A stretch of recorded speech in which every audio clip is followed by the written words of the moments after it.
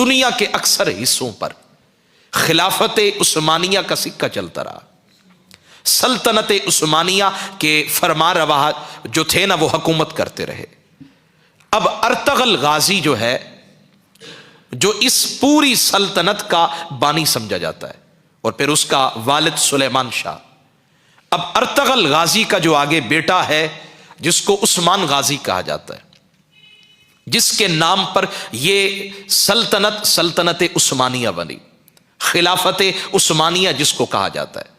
دنیا کے اکثر بر اعظم پر اس کا سکہ چلتا تھا، حکومت چلتی تھی، اور اس کے فرما روا کو خلیفہ وقت کہا جاتا تھا.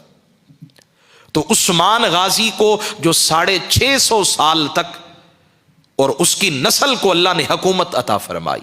آپ سوچ سکتے ہیں 650 سال یا اس سے بھی زیادہ عرصہ انہوں نے دنیا کے اکثر حصوں پر حکومت کی ہے. اس کے پیچھے سبب کیا ہے؟ اس کے پیچھے ایسی وجہ اور علت کیا ہے، ریزن کیا ہے جس کی وجہ سے اللہ نے اس کی نسل کو یہ حکومت عطا کی؟ تو فرماتے ہیں کہ ارطغرل غازی کا بیٹا عثمان غازی ایک دفعہ سفر کر رہا تھا. تو سفر کرتے کرتے اچانک جو ہے وہ ایک مکان میں پہنچا. کہا کہ میں نے رات رہنا ہے. تو مکان کے مالک نے کہا یہ کمرہ ہے، آپ اس میں ٹھہرے، آپ کے لیے حاضر ہے. اب جب عثمان غازی رات کو سونے لگا تو اس نے ایک الگ منظر دیکھا کہ دیوار کے ساتھ ایک کتاب ہے جو لٹکی ہوئی ہے. تو اس نے ہاتھ لگا کر دیکھا تو وہ کلام اللہ تھا. اب وہ سوچنے لگا کہ میں اگر اس کمرے میں سو جاؤں جس میں اللہ کا کلام دیوار کے ساتھ استادہ ہے تو یہ کلام کی شان کے لائق نہیں ہے. جس کمرے کے اندر اللہ کا قرآن موجود ہے اس کمرے کے اندر میں ٹانگیں پھیلا کر سو جاؤں یہ قرآن کی شان کے خلاف ہے. تو وہ ساری رات عثمان غازی ارطغرل غازی کا بیٹا ہاتھ باندھ کر اللہ کے قرآن کے سامنے کھڑا رہا. اور جب سحر نمودار ہوئی تو وہ اپنا سامان سفر لے کر زاد راہ لے کر چلا گیا. تو راستے میں ایک بندہ ڈھونڈتا ہوا آیا، اجنبی تھا، عثمان غازی اسے پہچانتا نہیں تھا. تو کہا جی میں تو آپ کو ہی ڈھونڈ رہا تھا. عثمان غازی نے پوچھا کہ آپ مجھے کیوں ڈھونڈ رہے ہیں؟ کہا میں رب کا پیغام لے کر آیا ہوں، میں اللہ کا پیغام لے کر آیا ہوں. میرا رب اس نے یہ پیغام دیا ہے کہ تم نے ہمارے قرآن کی عزت کی ہے، تم نے ہمارے کلام کی تکریم کی ہے. ساری رات قرآن پاک کے سامنے ہاتھ باندھ کر کھڑے رہے اور ہم اپنے کلام کی تکریم کا تمہیں یوں کہہ لے اپنی زبان میں ہم تحفہ دینا چاہتے ہیں، انعام دینا چاہتے ہیں، ویل اور نذرانہ دینا چاہتے ہیں. اور وہ نذرانہ کیا ہے؟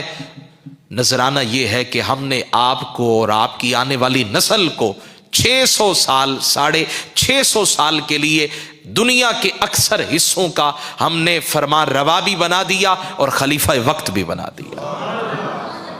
تو یہ قرآن پاک کی تکریم کا یہ انعام اور صلہ ہے.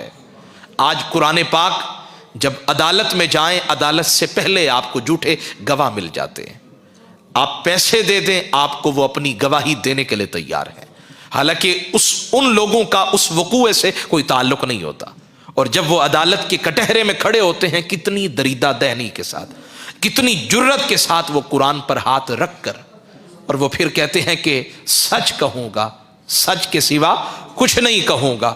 تو یہ جملہ کہتے ہوئے میں کہتا ہوں کہ پھر مجھے بتائیں شکلیں بگڑیں یا نہ بگڑیں، مجھے بتائیں ایک بندہ جھوٹی گواہی دینے کے لیے قرآن پہ ہاتھ رکھ کر قسم اٹھا رہا ہے، مجھے بتائیں زمین کا پانی نیچے جائے گا یا نہیں جائے گا.